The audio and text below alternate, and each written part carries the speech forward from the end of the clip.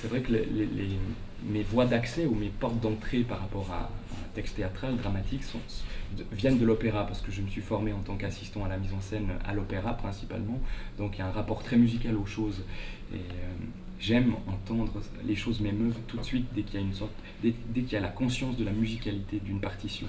Et pour moi, c'est vraiment de voir comment s'articule la voix parlée avec la voix chantée, et vraiment de créer une texture sonore, des chemins sonores pour les comédiens, pour la musique, pour tous les sons qui vont s'additionner, parce qu'il y aura aussi des sons, un univers sonore de forêt, de bruissement, peut-être d'animaux nocturnes, et de voir comment tout ceci s'articule ensemble et crée une musique qui sera la nôtre pour le temps de cette représentation. Le visuel, c'est vraiment une langue qui nous amène dans un ailleurs, qui est un ailleurs vraiment, qui amène une théâtralité.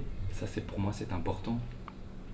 Et la musique aussi va amener une dimension aussi poétique, mais que tous ces éléments donc, qui seront révélés de façon ludique, dynamique, à travers une mise en scène qui sera colorée et rythmée, n'évacue en fait ni le merveilleux ni la cruauté du conte.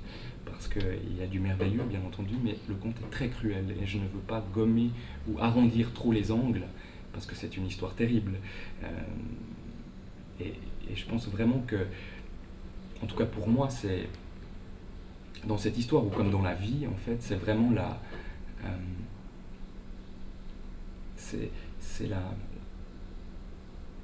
force de l'imaginaire et son pouvoir de transformation sur les êtres qui, pour moi, est le plus grand gagnant.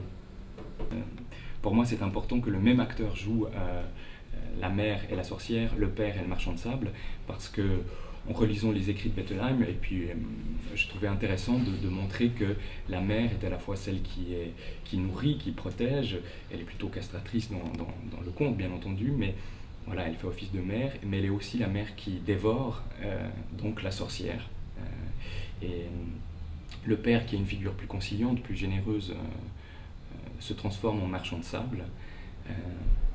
Voilà, il devient une figure plus douce, en fait, dans le rapport aux enfants. Vous n'avez pas eu envie de faire jouer des enfants? Oui, mais je crois que le choix a été très vite fait. Pour des contraintes purement techniques, parce qu'il fallait opter pour 2 distributions, et puis c'est un travail quand même assez exigeant, puisqu'il y a des chansons, puisqu'il y a un travail du corps aussi, que j'ai préféré de choisir des comédiens de petite taille pour raconter cette histoire. Voilà, parce que ça demande une vraie technique et un engagement important.